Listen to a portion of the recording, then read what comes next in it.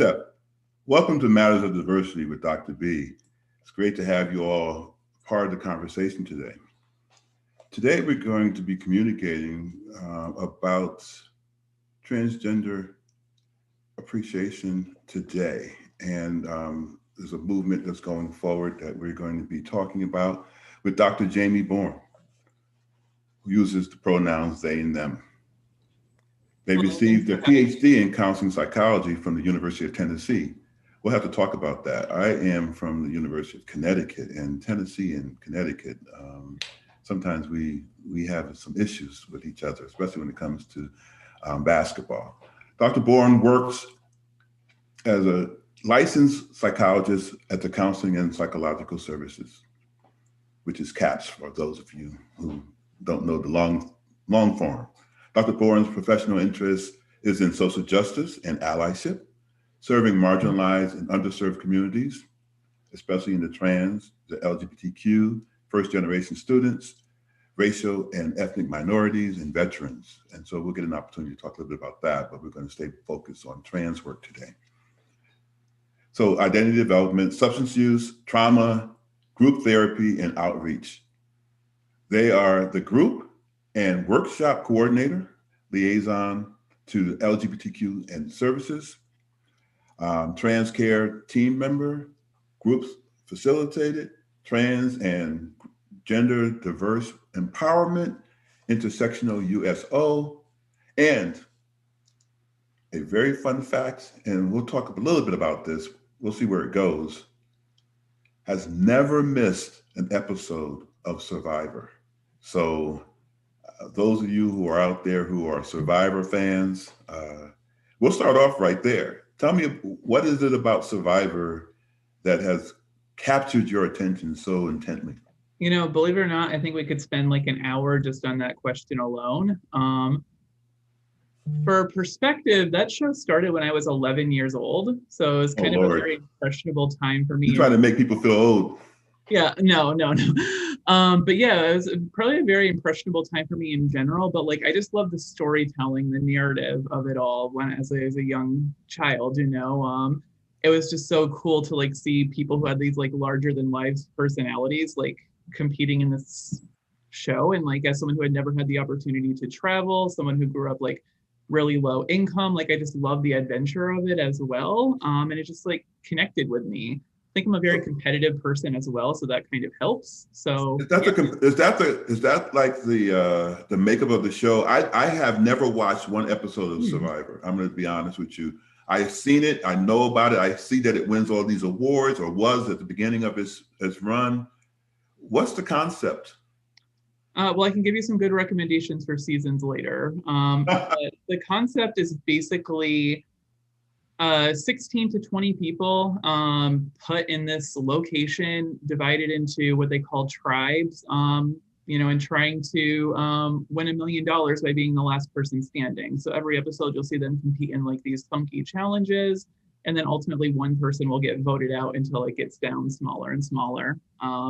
And what I like about the show that was very unique for it at the time is when you get to the end, when you get to the final two or final three, the winner is decided by the last group of people who are voted out. So like you need to find a way. I love the social nature of it. You need to find a way to get rid of people, like get them to leave, but also make them want to vote for you to win $1 million. And that's just like a really cool concept, I think. Excellent. So you find the competition the key. Has the individuals who say it again? And the social dynamics. So have you been happy with the results of each season, or would you have chosen others? I would say that some I'm more happier with than others. A lot more of the earlier ones I was more happy with, but Survivor as a whole, why I could say I could talk for so long about is because it brings up like diversity issues in its own right. So for instance, I would say at this point in Survivor, for instance, it's pretty rare to see women win. And that I think says something about the general format and about like kind of implicit biases in general. So yeah, there's some issues there, but there are a Okay. lot of like very likable, very rootable winners in my Is opinion. that because of implicit bias, or what do you think the reason why? It's complicated. I would say part of it is like, for instance, I would say there's like pretty clear bias against like older women doing well on the show. For instance, if you're an older woman who makes it to the end of Survivor, you are very rare to get a lot of respect from other people because I think there's a lot of implicit assumptions on what like an older woman or especially someone who's like a mother or a grandmother, like what they're supposed to be like, the traits that they are supposed to espouse. If you are a very competitive woman on Survivor, then you are read in a particular light, which is generally negative. You're seen as more cutthroat. You're seen as not like following the kind of the rules that you're supposed to be socialized into. Whereas if say it's a younger man who does the same thing, it just means that he is strategic. Okay. Um, Has there ever been a transgender individual on the show? just one so far, and What that's season actually was kind of that? a that's kind of like a messy subject in general because it was someone who was actually outed while on Survivor by another player, so it led to like a really difficult situation. So, Oh, wow. What season was that? season 34. Look at you. Wow, they up to 34? They just finished season 40 here Oh my in the Lord, have spring. mercy. Yeah. Wow. Yeah. So today we're having conversations, and I kind of flubbed this in the title coming in, but the Transgender Day of Visibility. Mm-hmm. So we want to honor that and talk a little bit about what that means, especially what it means to the university here and how we can be a little bit more of a community of individuals who understand as well as affirm individuals who are here on our campus. And so one of the things I would like to start our conversation off with, I always like having a healthy debate around pronouns. Mm-hmm. And I noticed that you are utilizing pronouns they and them. Mm-hmm. And can you talk a little bit about that from your perspective? What is it that draws you to them? And what would be the words that you would say to individuals who are still on the fence about the usage of pronouns? Oh, yeah. So I love that question. That's a pretty open-ended question, which I really like. But for me personally, like I identify as non-binary transgender, which means that as a person, like I don't identify as male or female. And I think internally I never really have. I didn't necessarily have the language to describe that until much later on in my life, until I was in grad school, honestly. But it seems to Yeah, at be. University of Tennessee, I think. Mm-hmm. Mm-hmm. Okay, go ahead, move on. So they them pronouns for me are, I think, just more capture my personal experience of how I understand and how I express my gender. So for me, they're a very important thing. Um, I do think that it is very important to respect people's pronoun use because it's basically a simple way, a very simple way for you to say, I see you and I validate your experience. Yes. And at the end of the day, it doesn't cost anyone anything to like validate It another doesn't cost person's. people anything at all? You don't think it costs anyone things? I don't think so, no. Okay, all right. I think So let there's me ask actually you a question really more to quick. gain than there is to lose. Right, right. So let me ask you from the perspective of just the actual they and them in there, Mm-hmm. and with regards to how it's been utilized in the English language, Mm-hmm. and how it has somehow, in some regards, in sentence structure, it throws people off, right? Because they see it in the sentence and they think that it's out of place for certain things. And I'm just throwing that out there. So, but I understand the concept of it because people like to argue that, well, they and there is plural. Well, it's not true. It's not plural because you can say they went to the store or they went to the store to get their umbrella that they left behind. So we get that it's not plural. But how it does linguistically work within grammar, it can throw things off. So I wonder what your thoughts or perspective is around Mm-hmm. that. it can just be a little different for people at first. And I'd add, like, when something is different for us, regardless of the context, it tends to feel wonky. Like, we tend Okay. to, like, we want things to feel, I don't know, comfortable for us. Mm-hmm. But like a lot of people in my community like have like lots of years, decades, a lifetime of experience of feeling uncomfortable. So I think it's easier for you to feel uncomfortable with like getting pronouns right for a little bit than it is to have a person in my community feel invalidated ongoing. Right, right. So I think that's what I would. So, but I get that, and I understand the invalidation piece. I mean, I'm in 100% support of where you're going with this. I'm just throwing out some things for clarity for folks. Yeah. And so, when you look at it from that perspective, you say uncomfortable. Would it have been just as uncomfortable to, because I know that there are several usages of pronouns or additional words that have been kind of used to identify pronouns, like he, K-I-E, and Mm-hmm. her, and those other things that are non-binary or don't have, or not genderized, or however you would utilize those terms. Mm-hmm. How come those are not gravitated towards as much as they and there is? So what I'm saying is, are you creating a controversy with the they and the there when you could use other words that would get the same sentiment across? Um, I don't think so. I mean, at the end of the day, I'm just trying to live my life, Yeah. like, as someone who uses these pronouns, like, I don't think that I am like creating like any kind of like issue for people. In fact, like, I think they, them pronouns are like more accessible for a lot of people because they are words that we use in our daily life, like pretty Mm-hmm. often. Whereas there Mm-hmm. are a lot of other pronouns that you could use and you could ask to use, but like they're not necessarily as accessible in terms of language that people are familiar with. But Um, isn't that the same? But in the same token, isn't that the same thing you're saying about the use of the they and there? And I'm not trying to stump you. I'm just asking that question. So, no, I don't think so. okay, So at the end of the day, like I'm someone who I will use whatever pronouns for someone that they ask. exactly, Like right. that's important. I think that that should be a So I'm not talking about affirming. I'm talking about helping bring other people along who don't get it yet. mm-hmm. That's really where I'm going with this. Yeah. So for anyone who doesn't get it or understand, like my first recommendation is always to practice and to work on it Okay, yourself. excellent. Because I think that once you get some experience with trying out these pronouns, it actually is not that hard. Right. But there's often a lot of pushback from people, in my experience, with me sharing my pronouns. There's a lot of pushback before people are willing to try. And I think that that's Okay. an issue. So when people have tried, Mm-hmm.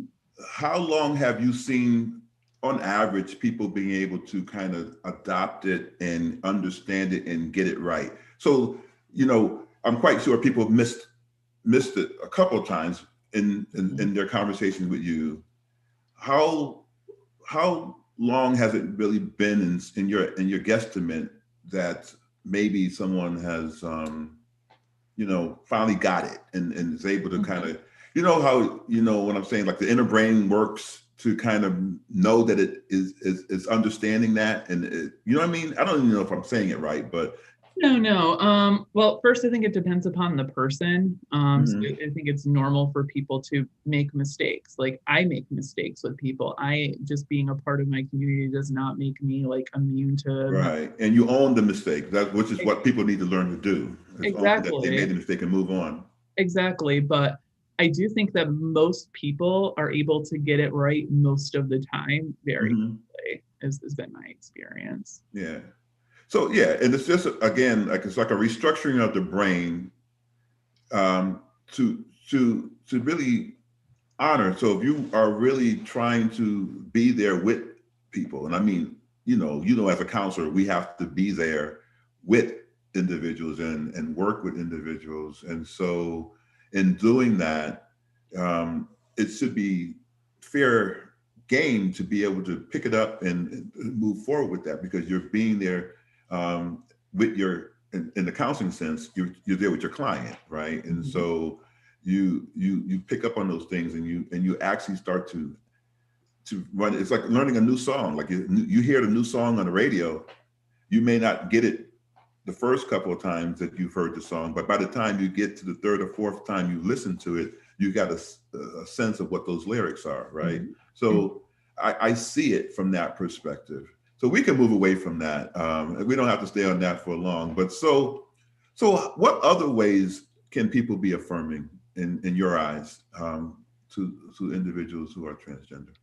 Yeah, honestly, like one of the first steps that I think a person can take is to listen from an open perspective, right?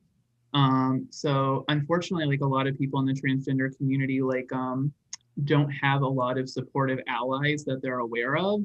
So there can be something to be said for just being like a source of support and like listening and hearing a person's story without judging it. Yeah. You know? So I think that is always going to be a starting point. And that's not just true for the transgender community. I think that that's true in terms of allyship in general, which I think is a very important area that I like to focus on in my advocacy. Yeah. But certainly listening. Another important step I think is for people to educate themselves, which is why I think today is a very important day. So it's Trans Day of Visibility, which is a holiday focused on, you know, celebrating the lives and experiences of transgender people, but also educating yourselves on the issues that the community experiences. So I think personal education is extremely important because a lot of those experiences of the community can go unnoticed. If you're, you know, not a part of the community and don't have as much direct interaction with us. And also I'd say that members of the community are often kind of put on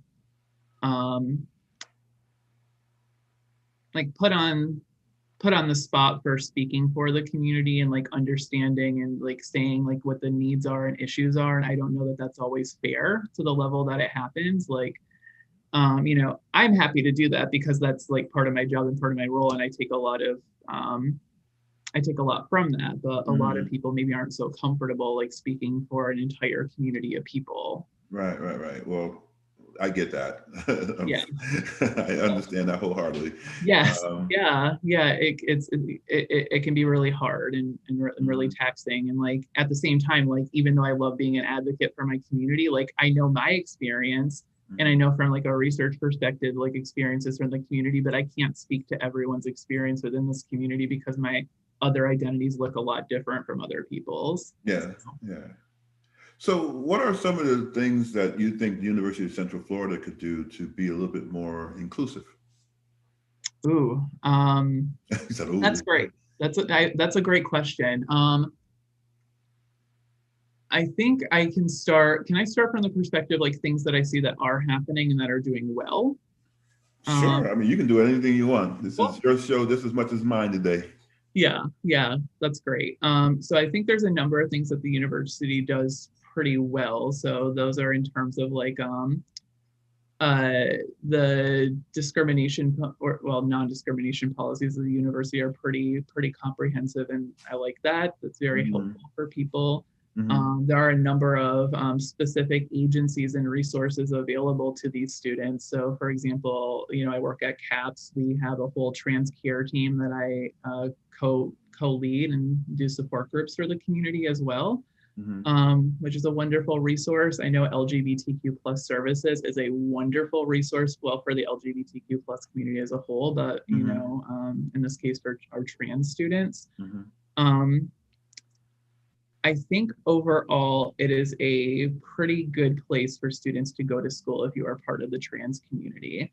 But there are things that the university could certainly do better in a number of ways. So for instance, I would like it if there were more kind of dedicated space, and I need to really think on this by what I mean, but more dedicated space to actually like learn what it means to be a part of the community. So like, for instance, I do these, you know, talks and I do presentations, but I feel like a lot of people are just not exposed still. And for a higher education facility that really values diversity and equity. How do you scale it? How do you scale it so that other people are able to have the same? To have like these dialogues and to learn. I think that's important.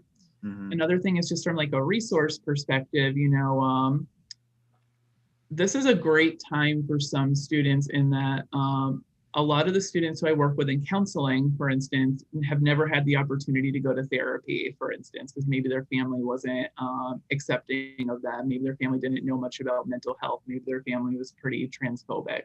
Yeah, so it can be a great space to like start to engage in services. Maybe there's some underlying mental health concerns, or maybe just figuring out your gender identity is a really difficult task for some people.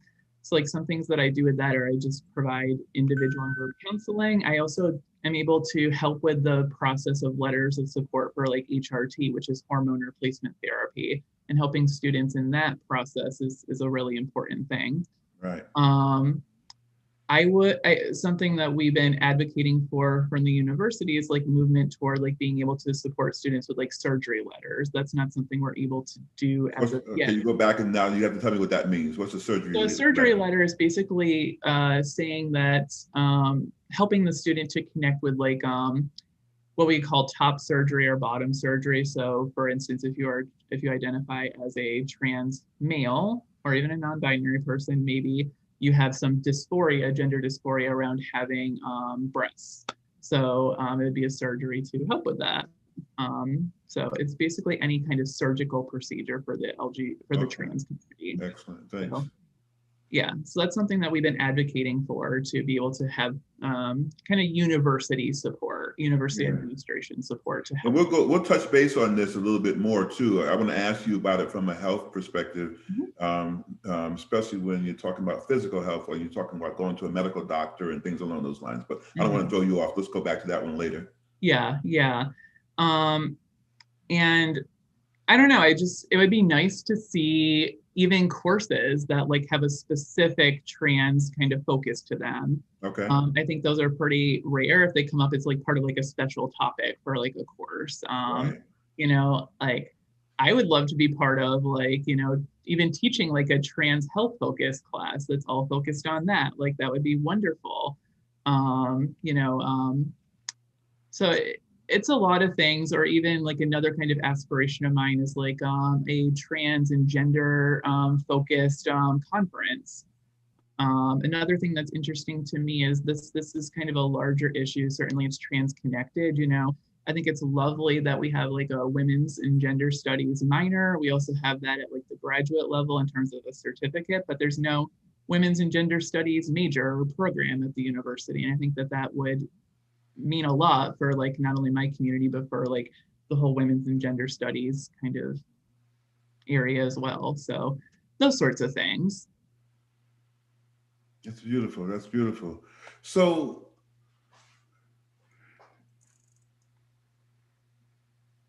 do you see it happening like in a good pace of time?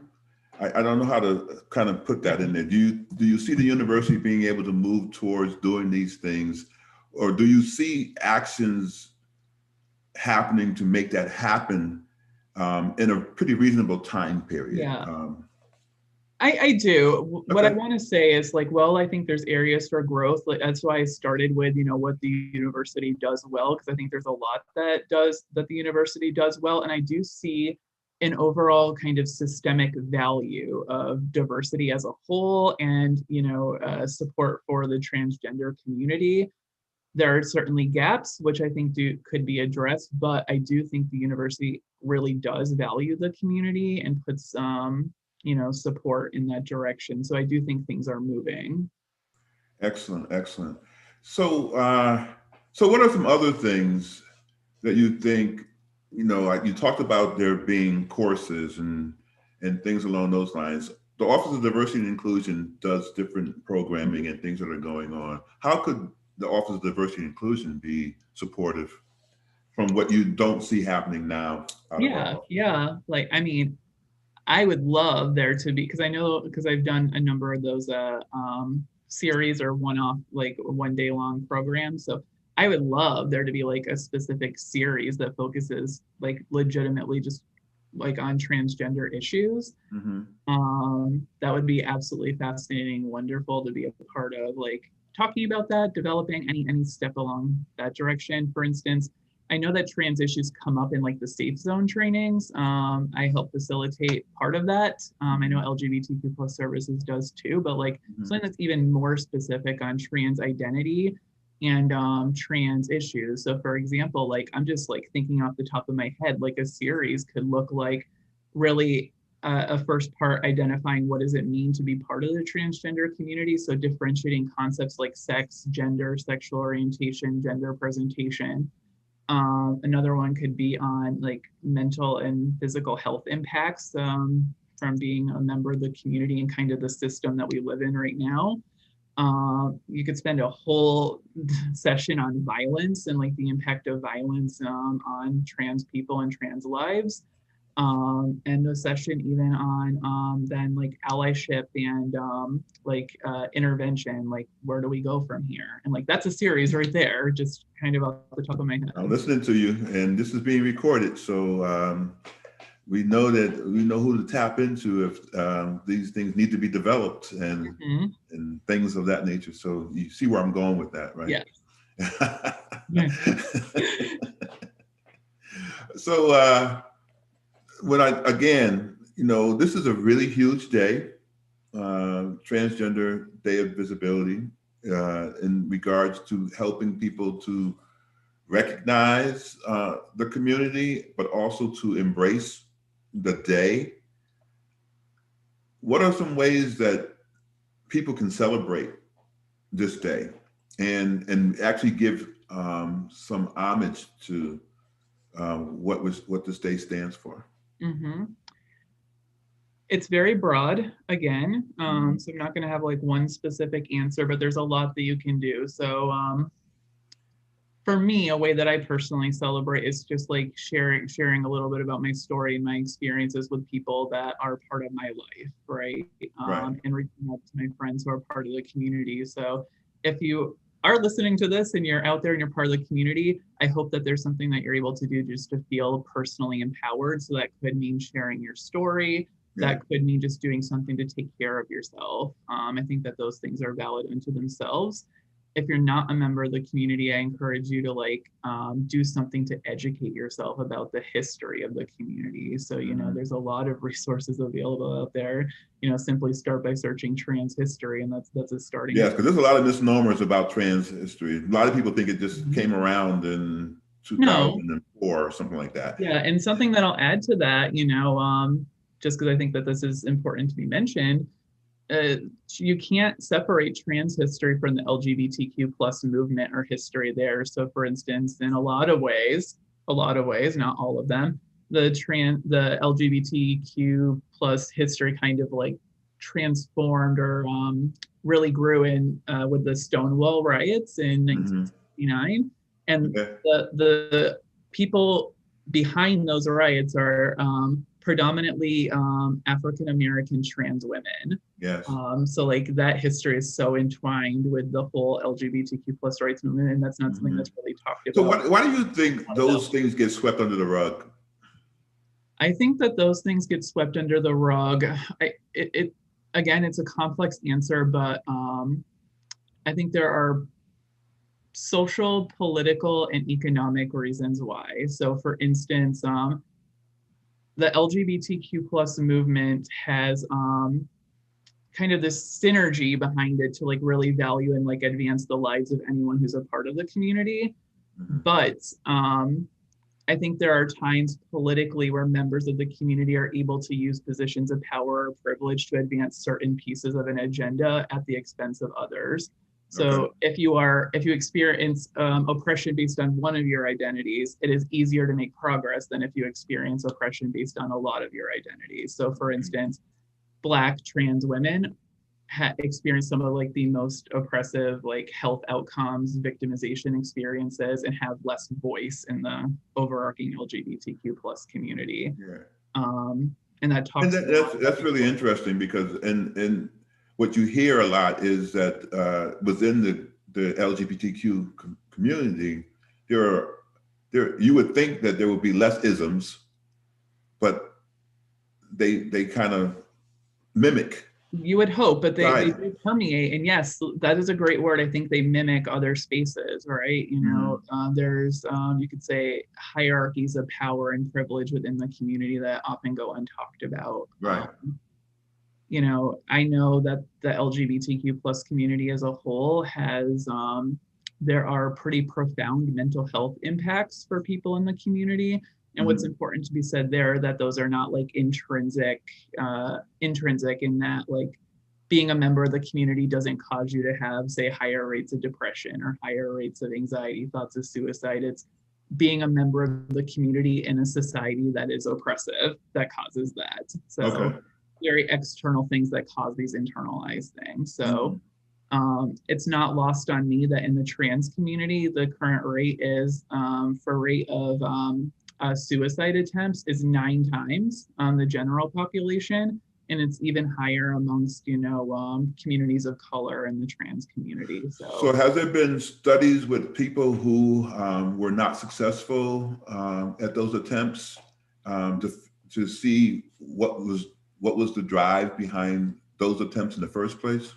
I can't cite specific ones off the top of my head, but yes, I think trans research is like a growing area. So there's a lot of interesting stuff around like mental health and societal impacts and all of that. But I can't cite specifics off the top of my head. I think it's pretty clear to me, and something that I talk a lot about with my clients is how the impacts that they experience from, say, experiencing verbal harassment, experiencing rejection from peers, bullying, family rejection. That really, I think, in a lot of ways underscores those mental health impacts that we see. Like if you are not being supportive and you're literally hearing the message that you don't matter or that you're not valued, right, makes sense to me, like why that impact would be there. So, in the Black community, there's a lot of times when you have individuals who feel as though when they're going through it, that people are not necessarily understanding or thinking that they're having these issues, right? And so they kind of like, especially like going to the doctor or doing this or doing that, or especially when it comes to counseling, sometimes it kind of presents as you should only go to a Black counselor if you're a Black client. Has that kind of a sentiment or a history been a part of the trans community, that you can only go to a trans counselor as opposed to someone who is not, or, and knows issues of safety and all those other things? You don't want people to do harm, but what's been the sentiment from that perspective? I would say to an extent. I think more than anything, like if you're a member of the trans community, especially, like it's very important to have like some sort, for your therapist to have some sort of visual indicator that they're a supportive person. And why I say that is I think that if there were more known like trans providers, we would probably see that same thing, like people like adamantly wanting to be seen by a transgender person or like feeling like they can know their stories more. But the truth is, I don't know that there's a lot of us. Certainly there are, multiple trans and, non-binary, gender diverse providers, but, it's a small pool regardless of where you are. We're right in Orlando here and it's still a small pool. So like imagine living in a rural area, like there's just not going to be that person probably. Like I'm honored that I get to serve my community like this. I would not choose any other job, but unfortunately. You find your caseload is really significantly challenged because of it? Can you say that again? Your caseload, because of the fact that this is your specialty area or something along those lines, is do you find that because of it that you are overburdened? I wouldn't say so. And it's complicated because I keep on saying that a lot, but I think social issues are complicated. So I don't mind that I say it's complicated so much. But I consider myself a generalist. So by that I mean I consider myself prepared to serve pretty much any issue that comes through my door, right? I love serving my community. Like that's my favorite thing. So like not only do I love that, but like I'm called to do that. I think it'd be more problematic if say I was a member of the trans community and that's known, but that's not really like a passion area of mine. It's just something that I identify with. That's not my experience. I can't speak to what that would Right. be like in practice, but because I love serving the community, I actually love that my caseload is what it is. Okay. I do serve a lot of transgender, students in different ways, and that's something that I really like. But as you read in my bio, I have a lot of things that I'm interested in. So So it's you run some groups. Mhm. What is that experience like, and what was how do you navigate that and stay, I guess, with self-care for yourself? Mhm. Mhm. Um, it's funny because I actually identify very much as an introvert. So when I started my graduate training, I didn't think I was gonna like group therapy all that much, but I actually Yeah, most love people it. don't. Most people are really, really, really hesitant to go towards the group route. Yeah. Yes, yes, but I love group. It's my absolute favorite intervention. I love group therapy and I love training the next generation of mental health providers. Like those are my two absolute favorite things with my job. So Nice. Nice. Um, so group actually gives me energy because I see things happening. Like I see people connecting with one another. I see people moving toward their goals in like pretty Mhm. realistic, important ways. So Mhm. as a group leader, I really encourage people, regardless of the group that I run, to have like very concrete and realistic goals Okay. for each semester. Mhm. So, speaking of trans issues, that could be like I don't know, working on your assertiveness, working on your boundaries, practicing vulnerability with others. So, like general things for people, but it could also be like, I want to use group as a means to help me like build relationships with other transgender people. I want to use group to help me build the confidence to come out to people. I want to use group to process like my future transition options. Like, Okay. So but you having like a specific, prefer open or closed run groups? I'm sorry. Within that, do you prefer open or closed groups? Um, And let me just explain to folks, open yeah, groups are those that people can come in and out of. So, 1 week you might have 5 people that are in there, and then the next week you might get 5 new people in addition to it. A closed group is a group that stays on top of its game and stays focused yeah. with the same number of people each week. Yeah. Closed groups with a caveat. So what I mean by that is and this is true for any group at CAPS where I work. So when students agree to do group, they're committing to doing group for the semester. We Okay. want people who are bought in to do it. For a lot of us, especially me with my groups, I want to serve as many members in my community as is feasible, as is realistic to do in a therapy group. Mm-hmm. So while they are closed and we do expect, the people to come each week, I try to leave them open in the semester for new people who are going to have that commitment, who can Mm-hmm. start kind of later on. Does that make sense? Yeah, it does. It does. I mean, I know that sometimes it makes it difficult to get people up to speed, but Mhm. it's really about relationship building. And so if you feel that you're not going to harm the relationship that's already been built, then you can bring someone in. And of course, you're asking the members if they're willing to have someone come in anyways. It's Yeah. not like your decision by yourself to bring them in. So I get that. So I kind of said I would defer from talking about the medical side of the house. Mhm. But there's a lot of conversation around the fact that individuals who have transitioned have a lot of issues from the medical side, from doctors who are either ill-equipped or maybe biased or things along those lines. What is your thoughts on people who are transgender who are having issues or not issues with the medical field? Yeah. I have so many things I want to say for this question. So like I'm going to back up for a second, then I'm going to get to the heart of your question, just for the viewers to be up to speed. So like when we say transition, for me, that can look like a lot of different things. So like transition can be social, it can be physical. So I think that's the easiest way to kind of differentiate them. So Right. social transition involves things like, coming out to yourself and others, like changing your name, changing your pronouns, trying out like a new gendered presentation with like your clothes, hairstyle, that sort of thing. Right.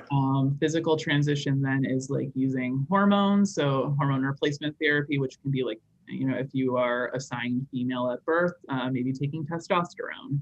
If you're assigned male at birth, but identify as a trans woman, that would be, taking a testosterone blocker and estrogen, for Okay. instance. Yeah.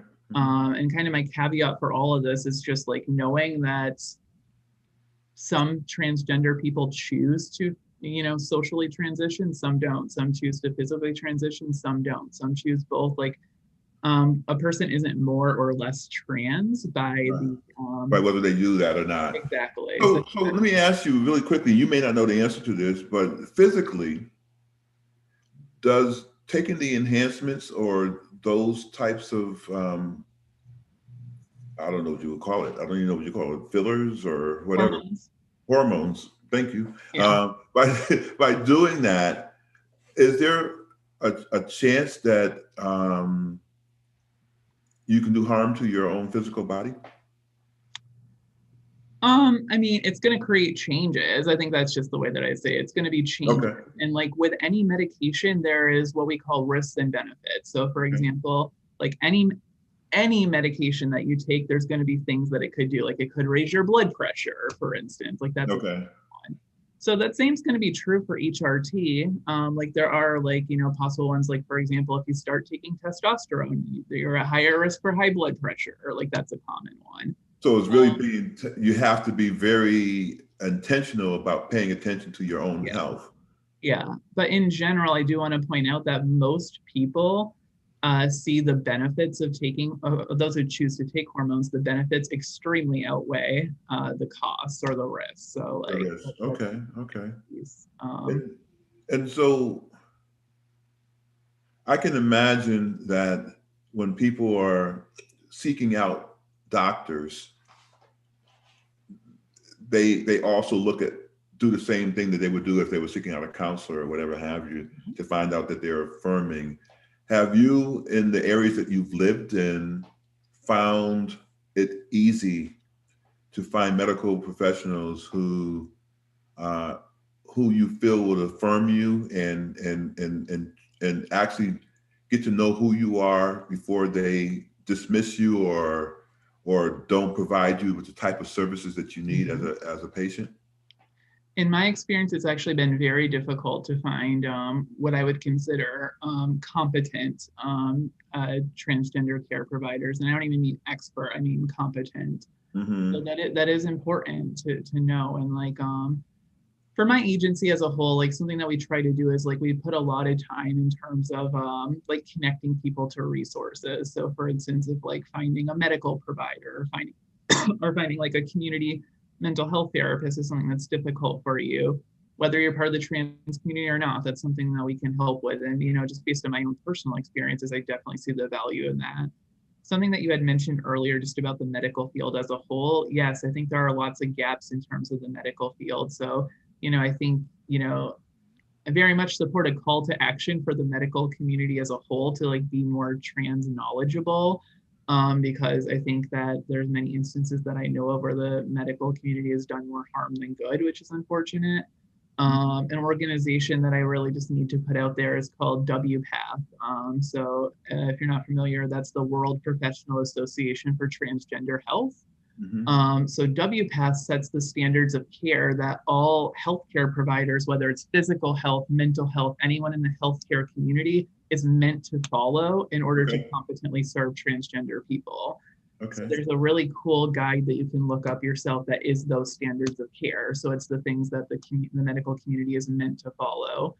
A couple of highlights in that are like the standards of how to support a transgender person who is seeking, say, taking hormone replacement therapy or is seeking surgery. So, for instance, there's a lot of misinformation that exists on like what a transgender person needs to do to start taking hormone replacement therapy.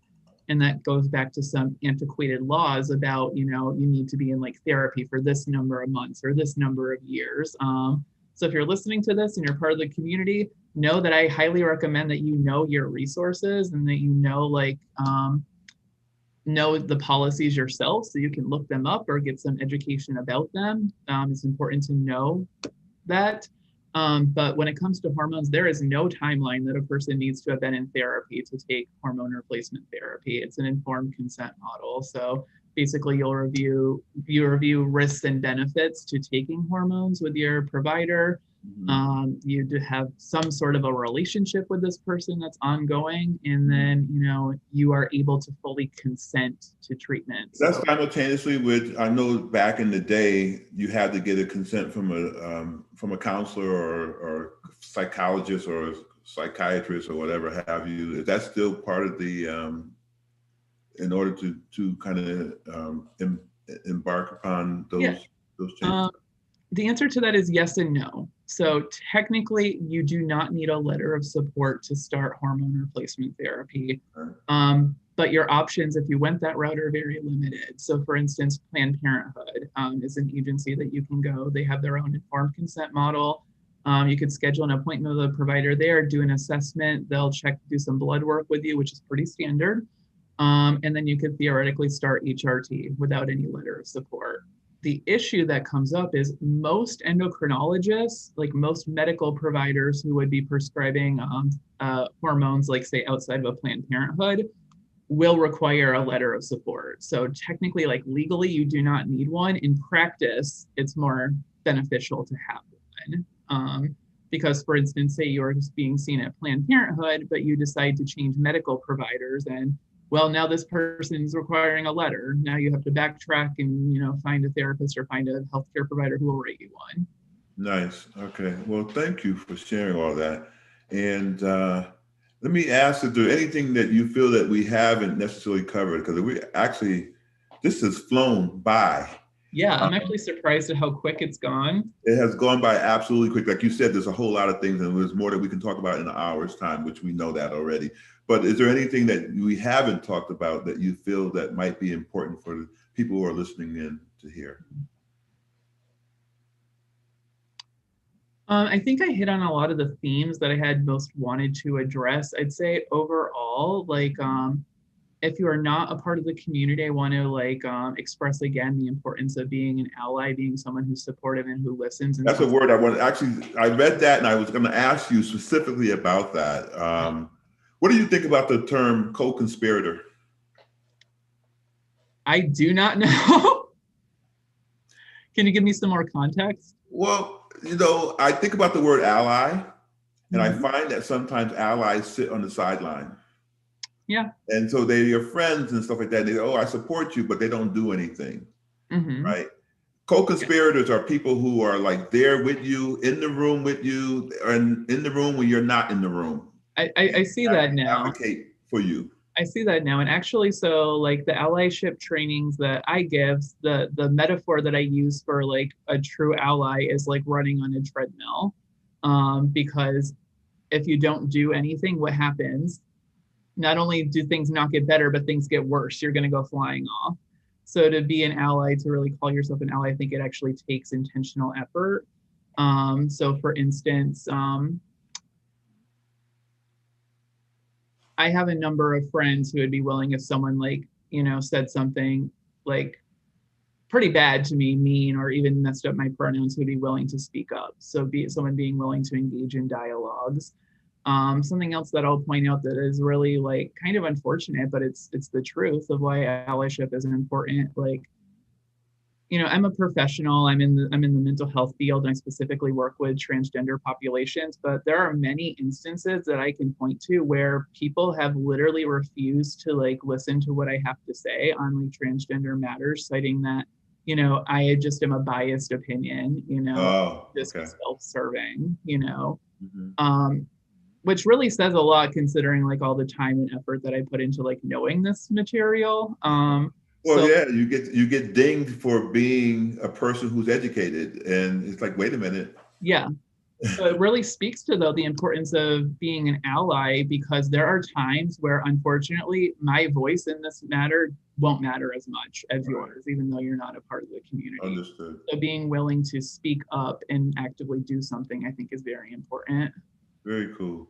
So let's take this to another level and move away from this talk. But where did you grow up? I actually grew up in rural Vermont. And what was life like for you in rural Vermont? Life was interesting. So I grew up in like a very small community, a community I call it like a culture of sameness, where there's some haves there, but it's very much a have-not community. So I grew up in like a very rural community, a very impoverished community, a community that like most of the people I knew did not have much of an education. So, part of my experience, my parents didn't finish high school, and I'm the first person in my family to go to college, like let alone get a doctorate. So like life feels and moves very differently there. In a way, it feels very sleepy and slower, you could say. So you finally got to Tennessee. Mm-hmm. You chose that location to go to school. So Knoxville? Yep. And now, so that means that I don't know how long ago did you finish up?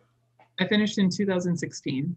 So you know of Sean Spurgeon and some others who are under the faculty there, right? Is that? Not in my program Oh, so specifically. okay. So they were in the counselor education program. That's right. You were in the clinical psychology program. Yep. All right, my bad. No, it's fine. So yeah, that's some colleagues I know who are in counseling Mm-hmm. there Mm-hmm. that do that work. So what led you to the field that you're in? Yeah. So honestly, until I finished like 11th grade, I didn't put much thought into going to college. And that Oh, is weird to say because like I was always very smart. I studied a lot. I did not have a lot of friends growing up. And I found like books and education as like a retreat for me. So I'd spend like all of and my then on top of evenings that, you're introverted. So of like doing course, homework. Yeah. yeah. So I kid you not, like I thought to go to college at the end of my junior year. And at that point, I was taking AP history. And it was my AP history teacher who was the first person to directly tell me that I should go to college. I had not had that experience in my life until then. Wow. And it was because my final paper for his class was I had to write my first ever 15-page paper on any subject I wanted. And I wrote it on like a social justice and human rights focused topic. The question, and I still have this paper, but was, is America truly the land of opportunities for people? That was the And so question. let me ask you a question. What's your elevator speech on that? Is it? In a way, but not in the way that You don't people want to commit? is. Come on, give me an answer, man. I would say no. I would say no. And I had the same thought when I was 17 years old. So I guess that's something. But Well, there you go. There you go. I didn't know what I was going to study. So and research pretty clearly shows that people who are first gen college students tend to gravitate toward degrees that are more practical, or that have a direct application. So for instance, I was originally like a pre-law major. I had considered going into human rights law. And part of my experience was I came out as part of a member of the LGBTQ plus community at a very young age, when I was 15. So I had that experience of feeling like I didn't fit in very, very directly and being told that. It's like that's where the human rights law piece came in, but I quickly realized that's probably not the right path for me. When I found some other programs, so I actually majored in undergrad in psychology, sociology, and anthropology. So a really great blend of how like That's a mind big works and thing. how people function, how systems impact people, and the Yeah. impact of culture on life. Wow. And then why Tennessee specifically is because Tennessee has a very unique program. At the time that I went there, I can't guarantee that this is still the case, but at the time that I went there, it was the only APA accredited PhD program in counseling psychology that had a specialization in social justice. Okay. Is that what Dawn Szymanski is? Yep. I used to work with her. Oh my gosh. Oh my gosh. I adore Dawn. So Dawn was not my advisor, but she was on my dissertation committee. I had to reach out.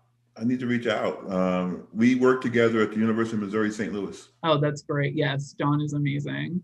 If I did not have the advisor that I had, she would have been my advisor. Ah, Yeah. very cool. Very cool. Well, I But want yeah, to thank you so much for being a part of the conversation today.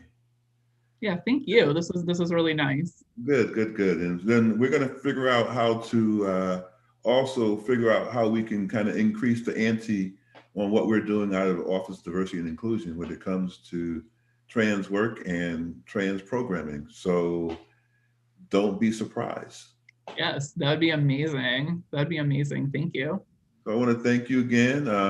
We're going to hopefully have a podcast on this coming Friday. I apologize to you personally for being a little late into today's podcast, but I'm glad that you were able to accommodate us in terms of time.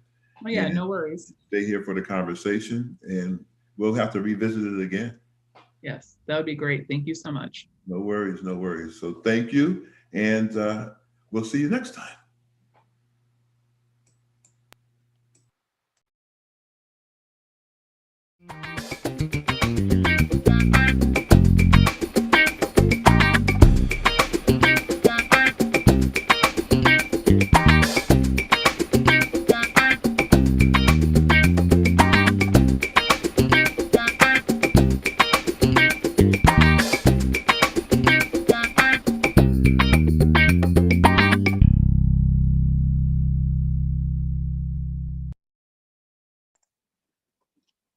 We're clear.